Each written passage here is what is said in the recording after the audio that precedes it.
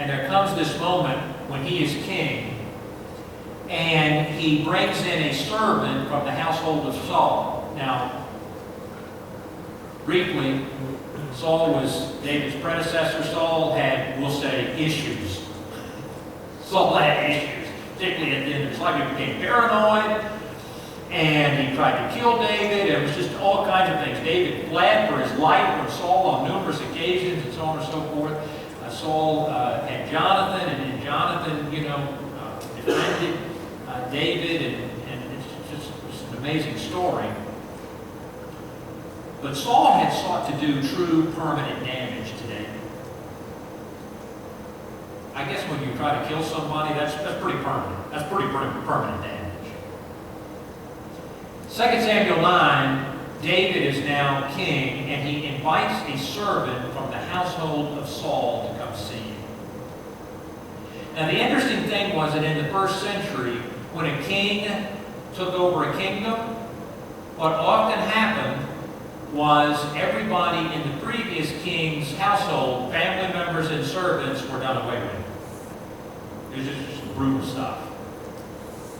So here comes this servant in from Saul's household, and David looks at the servant and he says, I want to know, is there any family member of Saul that I am not aware of? Now, I don't know about you, but if I were that servant, I'd get a little weak-kneed at this point, wondering, what's the next thing coming? And so the servant, paraphrasing here, tells David, there is a grandson. And so David says, tell me about the grandson. And so the servant does. And David's ultimate conclusion to that conversation is, he says, Saul's grandson will sit at my table. It's pretty powerful. And he looks at the servant and he says, to that grandson, I'm going to give all of the personal territory that belonged to Saul. I'm going to restore that, and I'm going to give it to that grandson. And he looks at the servant and he says, and I'm going to have you and your family go back to that territory where you will be in service to Saul's heirs. In other words, he got his livelihood back, serving. So that's a little bit of a case study. So let me say this. We're going to look at that as we finish out. Bronze level faith response. When somebody hurts you, harms you, your reputation, whatever, when somebody harms you, a bronze level faith response would be, okay, I'm not gonna repay it. Right? No vengeance here. No revenge. Which is good. That's good. That's a good, solid, bronze level faith response. Right? World would say payback. But I'm a person of faith, so no revenge here. No revenge. But if you could get the silver medal in faith, wouldn't you rather have that than the bronze medal? So let's just kind of grow the faith a little bit and see what then that might bring in terms of attitude and behavior. So that's the bronze level. Let's say the silver level of faith response to that circumstance is now, not only will I not seek revenge, I'm going to extend to them forgiveness. Now we've gone a little deeper. Attitude and behavior is now gone an extra distance. Wouldn't you rather have the gold than the silver? The gold faith level response would be, not only am I going to forgive them, I'm going to do good to them. The deeper the faith, the more altered the attitude and behaviors of ourselves. It's amazing what faith can do. Not only to our relationship, obviously, with God, but even in our relationships with one another. I want to conclude with just a great theologian, Jerry Seinfeld.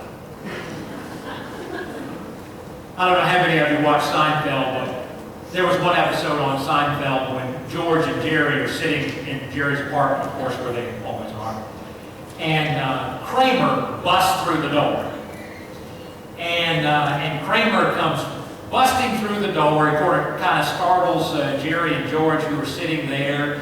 And he says to them, he says, "Do you guys want to have fun?" And of course his head shakes and all that hair starts, you know, doing the Kramer thing and whatnot.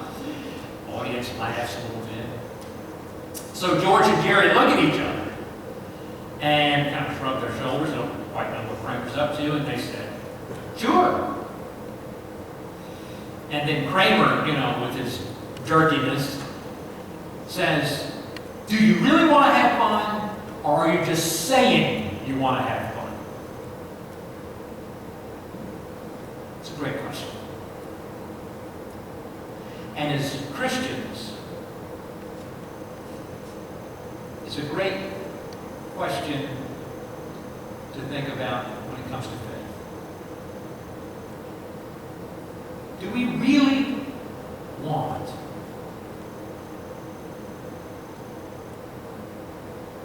to believe in God's Word and act upon it no matter how we feel, because God has promised a purpose result? Do we live our lives that way? Is that how we have invested ourselves? Or do we want to just give lip service to faith? Do we really want to have faith? It's going to make all the difference. Or do we want to just say we have it? The choice, and it is a choice, is ours. Let's pray together.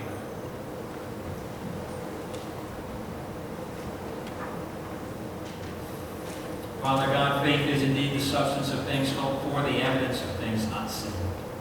And what a difference faith makes. And so, Lord, help us not to just give it lip service,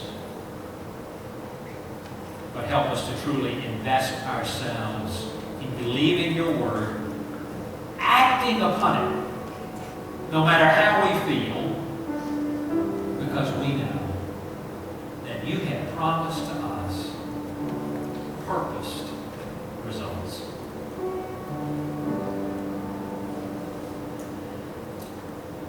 And so, Lord, may we claim that, may we grow that, nurture that faith in you, in your character, in your word, in your Son, through your Spirit. In Jesus' name, the one who said that if we had but faith of the size of a mustard seed, mountains get moved. And Lord, perhaps this morning there's someone who's got a mountain in front of them, and they need